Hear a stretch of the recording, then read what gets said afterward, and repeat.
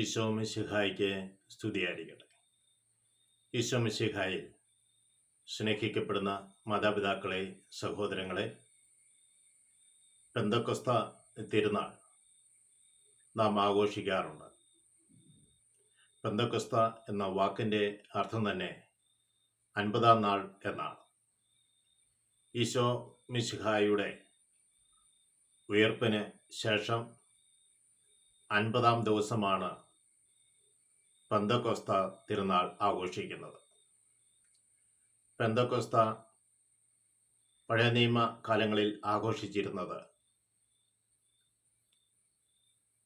അവരുടെ ഇസ്രായേൽ ജനത്തിൻ്റെ വിളവെടുപ്പ് കാലഘട്ടത്തിലാണ്. വിളവെടുപ്പിൻ്റെ തിരുനാളെന്നും ആദ്യ ഫലങ്ങളുടെ തിരുനാളെന്നും അവയെ അവർ വിളിക്കാറുണ്ട്. അതാണ് പെന്തക്കൊസ്ത തിരുനാളായി അവർ ആഘോഷിച്ചിരുന്നത്. അതോടൊപ്പം തന്നെ മോശയ്ക്ക് സീനാമലയിൽ വെച്ച് ദൈവം കൊടുത്ത കൽപ്പനകളുടെ ഓർമ്മയായും അവർ കൊണ്ടാടുന്നുണ്ട്. എന്നാൽ പുതിയ നിയമത്തിൽ പെന്തക്കൊസ്ത എന്ന് പറയുന്നത് ഈശോ മിശിഹ ഉത്ഥാനം ചെയ്തതിന് ശേഷം വരുന്ന 50-ാമത്തെ ദിവസം ദൈവം തൻ്റെ ആത്മാവിനെ പരിശുദ്ധ അമ്മയും ശിഷ്യന്മാരും ഒന്നിച്ചിരുന്ന് പ്രാർത്ഥിച്ചുകൊണ്ടിരുന്നപ്പോൾ അവരുടെ മധ്യയെ വലിയ കൊടുങ്കാറ്റടിക്കുന്ന ശബ്ദത്തോടെ, വലിയ പ്രകാശത്തിലൂടെ ഓരോരുത്തരുടെയും മേൽ തീനാവ് വന്ന് നിൽക്കുന്നത് പോലെ അവർ കാണുകയും അവർ വിവിധ ഭാഷകളിൽ സംസാരിക്കുകയും ചെയ്യുന്നത് നമ്മൾ കാണുന്നുണ്ട്. അപ്പോൾ പുതിയ നിയമത്തിൽ നമ്മൾ പെന്തക്കൊസ്ത എന്ന് പറയുന്നത് ദൈവം തൻ്റെ ആത്മാവിനെ പരിശുദ്ധ അമ്മയുടെ മേലും അവിടെ കൂടിയിരുന്ന ശിഷ്യന്മാരുടെ മേലും അയക്കുന്ന സംഭവം നമ്മൾ അനുസ്മരിക്കുകയാണ്, നമ്മൾ ഓർക്കുകയാണ്, നമ്മൾ ആഘോഷിക്കുകയാണ്. ഈ കാലഘട്ടത്തിൽ നമ്മൾ ചിന്തിക്കുമ്പോൾ ക്രൈസ്തവരായിരിക്കുന്ന എല്ലാ മക്കളുടെ മേലും പരിശുദ്ധാത്മാവുണ്ട്. അവർ മാമോദീസ സ്വീകരിച്ചപ്പോഴും വിവിധ കുദാശകൾ സ്വീകരിക്കുമ്പോഴും പരിശുദ്ധാത്മാവ് അവരിലേക്ക് കടന്നു വരുന്നു. പരിശുദ്ധാത്മാവിനെ കുദാശകളിലൂടെ ഉജ്ജ്വലിപ്പിച്ചുകൊണ്ടിരിക്കുന്നു. വിശുദ്ധ പൗലോസ് ശ്ലീഹ തിമോഥെയോസ്കാർക്ക് എഴുതിയ 2-ാം ലേഖനം 1-ാം അധ്യായം 6-ാം തിരുവചന ഭാഗത്തിലൂടെ പറയുന്നുണ്ട്, നിങ്ങൾക്ക് ലഭിച്ചിരിക്കുന്ന പരിശുദ്ധാത്മാവിൻ്റെ കൃപകളെ നിങ്ങൾ ഉജ്ജ്വലിപ്പിക്കണം. പ്രാർത്ഥനയിലൂടെ, വചനശ്രവണത്തിലൂടെ, കൂദാശ സ്വീകരണത്തിലൂടെ നമ്മൾ ആ പരിശുദ്ധാത്മാവിനെ ഉജ്ജ്വലിപ്പിക്കേണ്ടിയിരിക്കുന്നു. നമ്മളിൽ പ്രവർത്തന നിരതമായി മാറണം. അവിടുന്ന് എഫെസോസ്കാരുടെ ലേഖനം, പൗലോസ് ശ്ലീഹ എഴുതിയ എഫെസോസ്കാരുടെ ലേഖനം 4-ാം അധ്യായം 30-ാം തിരുവചനം പറയുന്നുണ്ട്, നിങ്ങൾ പരിശുദ്ധാത്മാവിനെ വേദനിപ്പിക്കരുത്. അപ്പോൾ വേദനിപ്പിക്കുന്നത്, പരിശുദ്ധാത്മാവിനെ നമ്മൾ പ്രത്യേകമായി വേദനിപ്പിക്കുന്നത് എങ്ങനെയാണ്? നമ്മളിൽ കോപം, ക്ഷോഭം, ക്രോധം, അട്ടഹാസം, ദൂഷണം എന്നിവയെല്ലാം നമ്മൾ ഉപേക്ഷിക്കണം. നമ്മൾ പെട്ടെന്നുണ്ടാകുന്നതാണ് ക്ഷമിക്കാൻ പറ്റാത്ത ചില മേഖലകൾ. അതുകൊണ്ടാണ് ഈശോ ശിഷ്യന്മാരെ കാൽപാദം കഴിക്കൊണ്ട് നമുക്ക് എളിമയുടെയും വിധേയത്വത്തിൻ്റെയുമായ കാര്യങ്ങൾ നമുക്ക് കാണിച്ചു തന്നത്. ഒന്ന് എളിമപ്പെടുകയാണ്, ഒന്ന് ചെറുതാകാൻ വേണ്ടി ശ്രമിക്കുകയാണ്. സ്നേഹമുള്ളവരെ, നമ്മളിൽ ഉണ്ടെന്ന കോപവും, ക്രോധവും, ക്ഷോഭവും, അട്ടഹാസവും, ദൂഷണവും നമ്മൾക്ക് ഉപേക്ഷിക്കാം. ഇതൊക്കെ വരുമ്പോഴാണ് മറ്റുള്ളവരുടെ കുറ്റങ്ങൾ പറയുവാനും കുറ്റങ്ങൾ കണ്ടെത്തുവാനും നമ്മൾ പരിശ്രമിക്കുക. മറ്റുള്ളവർ പറഞ്ഞു വരുത്തുവാൻ ഒരു ത്വര നമ്മൾ കാണിക്കുക. അപ്പോൾ എളിമയിലേക്ക് കടന്നു വരുവാനും ഐക്യത്തിൻ്റെ മനോഭാവത്തോടെ മുന്നോട്ട് പോകുവാനും നമ്മൾ ആഹ്വാനം ചെയ്യുകയാണ്. പ്രധാനമായും പെന്തക്കൊസ്ത എന്ന് പറയുന്നത് ഐക്യത്തിൻ്റെ ആഹ്വാനമാണ്. അവർ ഒന്നിച്ചിരുന്ന് പ്രാർത്ഥിച്ചുകൊണ്ടിരുന്നപ്പോൾ, ശിഷ്യന്മാരും പരിശുദ്ധമ്മയും ഒന്നിച്ചിരുന്ന് പ്രാർത്ഥിച്ചുകൊണ്ടിരുന്നപ്പോൾ അവരുടെ മധ്യയെ ഒരു കൊടുങ്കാറ്റടിക്കുന്ന ശബ്ദമുണ്ടായി. പരിശുദ്ധാത്മാവിൻ്റെ പ്രതീകമായിട്ട് 3-4 കാര്യങ്ങൾ പറയുന്നുണ്ട്. ഒന്ന് കൊടുങ്കാറ്റ്, കാറ്റ്, പ്രാവ്, എണ്ണ, ജലം, അഗ്നി എന്നിവയെല്ലാം നമ്മൾ കാണുന്നുണ്ട്. അഗ്നി എന്ന് പരിശുദ്ധാത്മാവിനെക്കുറിച്ച് പറയുമ്പോൾ, അഗ്നിയെക്കുറിച്ച് പറയുമ്പോൾ നമ്മൾ ചിന്തിക്കുക, അഗ്നി തണുത്തിരിക്കുന്നവരെ ചൂട് പിടിപ്പിക്കും, അതുപോലെ തന്നെ പച്ചയായിരിക്കുന്നതിനെ വേവിക്കാൻ സഹായിക്കും, പ്രകാശം നൽകുന്നതാണ്. അഗ്നി പലപ്പോഴും ദൈവ സാന്നിധ്യ അനുഭവമാണ് നൽകുക. മോശ മുൾപ്പറപ്പിന്റെ അടുത്തേക്ക് കടന്നു വന്നപ്പോൾ ദൈവം പറഞ്ഞു, നീ നിൽക്കുന്ന സ്ഥലം വിശുദ്ധമാണ്, നിന്റെ ചെരുപ്പിന്റെ വാറുകൾ നീ അഴിച്ചു മാറ്റുക. അപ്പോൾ ചെരുപ്പ് അഴിച്ചു മാറ്റി ദൈവം നിൽക്കുന്ന സ്ഥലത്തേക്ക്, വിശുദ്ധമായ സ്ഥലത്തേക്ക് നീ പ്രവേശിക്കണം. അപ്പോൾ അഗ്നി എപ്പോഴും ദൈവ സാന്നിധ്യത്തെ സൂചിപ്പിക്കുന്നു. അപ്പോൾ ദൈവം നമ്മുടെ കൂടെയുണ്ട്. പരിശുദ്ധമാവ് എവിടെയുണ്ടോ അവിടെ പിതാവായ ദൈവവും പുത്രനായ ദൈവവുമുണ്ട്. അവർ ഒരാളുടെ സാന്നിധ്യം 3 പേരുടെ സാന്നിധ്യം ഉണ്ടാകുന്നുണ്ട്. കാരണം അവരാരും ഒറ്റയ്ക്കല്ല, മൂരും ഒന്ന്. അതുകൊണ്ട് നമ്മൾ ത്രിത്വം എന്ന് നമ്മൾ പറയുക. സ്നേഹമുള്ളവരെ, അപ്പോൾ ആത്മാവിൻ്റെ അഗ്നിയായി നമ്മൾ കാണുമ്പോൾ ദൈവ സാന്നിധ്യം നമ്മൾ മനസ്സിലാക്കണം. മറ്റൊന്ന് നമ്മൾ കാണുക ജലമാണ്. യോഹന്നാന്റെ സുവിശേഷത്തിൽ ഈശോ പറയുന്നുണ്ടല്ലോ ശിഷ്യന്മാരോട്, വിശ്വസിക്കുന്നതിൻ്റെ ഉള്ളിൽ നിന്നും ജീവജലത്തിൻ്റെ അരുവികൾ ഒഴുകും. അവനിത് പറഞ്ഞത് അതുവരെയും ആത്മാവിനെ അവൻ സ്വീകരിച്ചിട്ടില്ലായിരുന്നു. സ്വീകരിക്കാൻ പോകുന്നതിന് മുന്നോടിയായിട്ടാണ് ഈശോ ഇത് പറയുക. അപ്പോൾ ജലം ആത്മാവിൻ്റെ ഒരു പ്രതീകമാണ്. മാമോദീസ സ്വീകരിക്കുമ്പോൾ ചെയ്യുന്നത് എന്താണ്? സ്നാപക യോഹന്നാൻ യോർദാനിൽ നിന്ന് ജലമെടുത്ത് ഈശോയുടെ ശിരസിൽ ഒഴിക്കുകയാണ്. അപ്പോൾ ജലം ആത്മാവിൻ്റെ ഒരു പ്രതീകമായി നമ്മൾ സൂചിപ്പിക്കുന്നു. അതുപോലെ പ്രാവ് പരിശുദ്ധാത്മാവിൻ്റെ പ്രതീകമാണ്.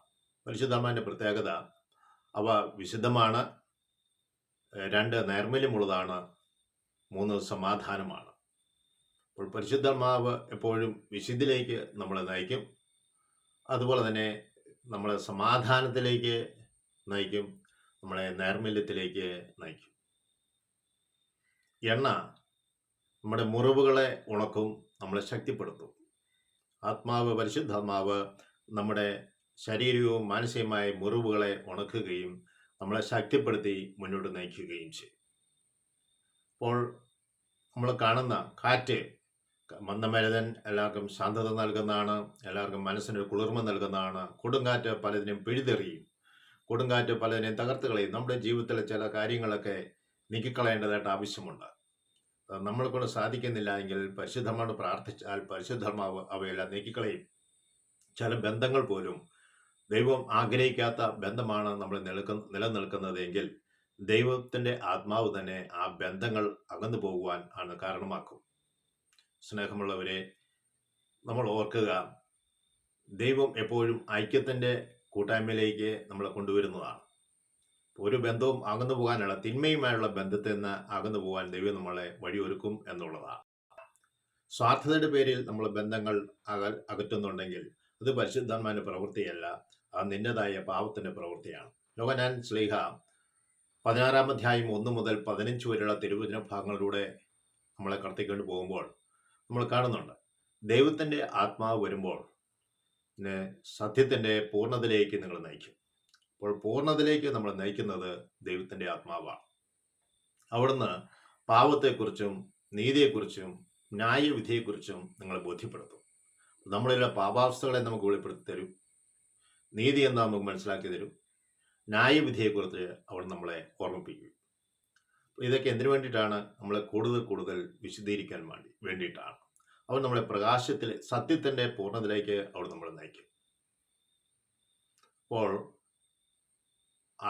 പരിശുദ്ധാത്മാവിനാൽ നയിക്കപ്പെടുമ്പോൾ നമ്മുടെ കുറവുകളെ തിരിച്ചറിഞ്ഞ് അവ തിരുത്തി ശക്തിയോടുകൂടി മുന്നോട്ട് പോകാൻ അവിടുന്ന് സഹായിക്കും എന്ന് യോഹന്നാൻ ശ്ലീഹയുടെ സുവിശേഷം 16-ാം അധ്യായം 1 മുതൽ 15 വരെ തുടർന്നും നമുക്ക് കാണുവാൻ സാധിക്കും. 14-ഉം 16-ഉം 17-ഉം അധ്യായമെല്ലാം പരിശുദ്ധാത്മാവിനെ കുറിച്ച് കൂടുതലായി പറയുന്ന കാര്യങ്ങളാണ്. ആത്മാവിനെ നിറവ് നമുക്ക് ലഭിക്കുവാൻ ഇടയാകാൻ വേണ്ടി നമ്മൾ പ്രത്യേകമായി പ്രാർത്ഥിക്കുക. സഭയോട് ചേർന്ന് നിൽക്കുമ്പോഴാണ് നമ്മളിൽ ആത്മാവിൻ്റെ പ്രവർത്തനം കൂടുതലായിട്ടുണ്ടാവുക. കാരണം ദൈവസമൂഹത്തിൻ്റെ ദൈവജന സമൂഹത്തിൻ്റെ ആദ്യ ഫലമാണ് തിരുസഭ. അപ്പോൾ ആദ്യ ഫലങ്ങളുടെ പഴയ നിയമത്തിൽ ആദ്യ ഫലങ്ങളുടെ കാഴ്ചകൾ ദൈവത്തിന് അർപ്പിക്കുന്നത് പോലെ പുതിയ നിയമത്തിൽ നമ്മൾ കടന്നു വരുമ്പോൾ ദൈവജനത്തിൻ്റെ ആദ്യ ഫലമാണ് തിരുസഭ. ദൈവത്താൽ നയിക്കപ്പെടുന്ന, പരിശുദ്ധാത്മാവിനാൽ നയിക്കപ്പെടുന്ന സഭയാണ്. അത് ഐക്യത്തിൻ്റെ സഭയാണ്. അതിൻ്റെ പ്രത്യേകത എന്ന് പറയുന്നത് അവർ പ്രാർത്ഥന, അപ്പമുറിക്കൽ, പ്രാർത്ഥന, കൂട്ടായ്മ എന്നതിൽ അവർ സജീവമായി പങ്കുചേർന്ന് അപ്പസ്തലന്മാരുടെ പ്രവർത്തനം നമ്മൾ കാണുകയാണ്. ഒരു അപ്പമുറിക്കൽ, പ്രാർത്ഥന, കൂട്ടായ്മ അവർ അനുദിനം അതിൽ പങ്കുചേർന്നുകൊണ്ടിരുന്നു. അതുപോലെ തന്നെ സ്ഥിരോത്സാഹത്തോടുകൂടി അവർ ദേവാലയത്തിൽ ഒന്നുചേർന്നിരുന്നു. അതുപോലെ തന്നെ അവരെ പരസ്പരം സഹായിക്കുന്ന വ്യക്തികളായി മാറിയിരുന്നു, പരസ്പരം കരുതുന്ന വ്യക്തികളായി മാറുന്നു, പരസ്പരം പങ്കുവെക്കുന്ന വ്യക്തികളായി മാറുന്നു. അവർ ചെയ്തിരുന്നത്, അവരെ 4 കാര്യങ്ങൾ ദൈവം അവരെ ഏൽപ്പിക്കുന്നുണ്ട്. അത് നമ്മൾ കാണുന്നത് മത്തായിയുടെ സുവിശേഷത്തിൽ 29 അധ്യായം 19 മുതലുള്ള തിരുവചന ഭാഗങ്ങളിൽ വായിക്കുമ്പോഴാണ് നമ്മളത് കാണുക. അവിടുന്ന് ഈശോ അവരെ ശിഷ്യന്മാരെ ഫലമേൽപ്പിക്കുകയാണ്. നിങ്ങൾ പോവുക, നിങ്ങൾ എൻ്റെ നാമത്തിൽ നിങ്ങൾ പോവുക. രണ്ടാമതായി പറയുന്നത് നിങ്ങൾ ശിഷ്യപ്പെടുത്തുക. മൂന്നാമതായി പറയുന്നത് നിങ്ങൾ അവരെ ജ്ഞാനസ്നാനപ്പെടുത്തുക. നാലാമതായി പറയുന്നത് നിങ്ങൾ അവരെ പഠിപ്പിക്കുക. ഈ 4 കാര്യങ്ങളിൽ ഏതാണ് ഏറ്റവും പ്രധാനമായിട്ടുള്ളത്? പോകണം, രണ്ടാമത് പറയുന്നത് ശിഷ്യപ്പെടുത്തണം, മൂന്നാമതായി പറയുന്നത് മാമോദീസ ജ്ഞാനസ്നാനത്തിലേക്ക് അവർ നയിക്കണം. വീണ്ടും പറയുന്നത് എന്താണ്? നിങ്ങൾ അവരെ പഠിപ്പിക്കണം. ഏറ്റവും പ്രധാനപ്പെട്ടത് ശിഷ്യനായി തീരുക എന്നുള്ളതാണ്. ഗുരുവിൻ്റെ ശിഷ്യനായി തീരുക, ഗുരുവിനോട് ചേർന്ന് നടക്കുക, അവനും പറയുന്ന വാക്കുകൾ ശ്രദ്ധിക്കുക. അവൻ്റെ സുവിശേഷം നമ്മളെ ഓർമ്മപ്പെടുത്തുകയാണ്, ദൈവം തന്നെ നിങ്ങളെല്ലാ കാര്യങ്ങളും പഠിപ്പിക്കും. പരിശുദ്ധാത്മാവ് വരുമ്പോൾ അവൻ സകല കാര്യങ്ങളും നിങ്ങളെ പഠിപ്പിക്കും. അതായത് സഹോദരനെ, നമ്മൾക്ക് അറിവില്ല എങ്കിലും ദൈവത്തിൻ്റെ ആത്മാവ് വരുമ്പോൾ അവൻ നമ്മളെ പല കാര്യങ്ങളും പഠിപ്പിച്ചുകൊണ്ടേയിരിക്കും. നമ്മൾക്കറിയാം, സോളമൻ ലോകം കണ്ട വലിയ ജ്ഞാനിയാണ്. സോളമൻ ദൈവത്തോട് പ്രാർത്ഥിക്കുന്നത് എന്താണ്? ദൈവമേ, ഈ ജനത്തെ നയിക്കുവാൻ തക്കവിധം ജ്ഞാനം എനിക്ക് പകരണമേ. ആ ദൈവത്തിനോട് ചോദിച്ചാൽ അവിടുന്ന് ജ്ഞാനം നൽകും. അതുകൊണ്ട് പഠിക്കുന്ന കുട്ടികൾ പെന്തക്കോസ്ത ദിവസമൊക്കെ നമ്മൾ ഓർക്കുക, കുട്ടികൾ അക്ഷരത്തിന് അരികിലിരുത്തുക, അല്ലെങ്കിൽ ആദ്യ അക്ഷരം കുറിക്കാൻ വേണ്ടിയൊക്കെ പോവുകയാണ്. ആ പോകുന്ന സാഹചര്യത്തിൽ നമ്മൾ പരിശുദ്ധാത്മാവിനോട് പ്രത്യേകമായി പ്രാർത്ഥിക്കണം. ദൈവമേ, നിന്റെ ജ്ഞാനം ഈ കുഞ്ഞുങ്ങൾക്ക് കൊടുക്കണമേ, ഈ ജ്ഞാനത്താൽ ഈ കുഞ്ഞിനെ വളർത്തണമേ എന്ന് പ്രത്യേകമായി പ്രാർത്ഥിക്കുക.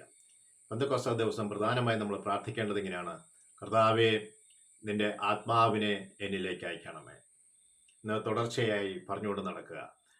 കർത്താവേ, നിന്റെ ആത്മാവിനെ എന്നിലേക്ക് അയക്കണമേ എന്ന് പറയുന്നത് നമ്മളിൽ ആത്മാവില്ലാഞ്ഞിട്ടല്ല, ഈ ആത്മാവിൻ്റെ ചിന്തകൾ നമ്മുടെ ഉണരുവാനും അവയെ ഉജ്ജ്വലിപ്പിക്കുവാനും വേണ്ടിയിട്ടാണ് നമ്മൾ അപ്രകാരം പ്രാർത്ഥിച്ചുകൊണ്ട് നടക്കുക. നമ്മുടെ ശരീരവും മനസ്സും ആത്മാവും എല്ലാം ഒന്നായി തീർന്നുകൊണ്ട് ദൈവത്തിൻ്റെ മുഖം ദർശിച്ച് നമ്മൾ മുന്നോട്ട് പോകേണ്ടിയിരിക്കുന്നു.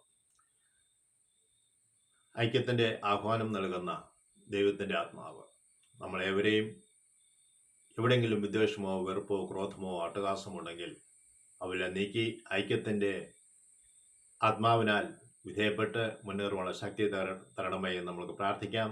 ത്രേക ദൈവം നമ്മളെവരെയും അനുഗ്രഹിക്കട്ടെ. ആമേൻ.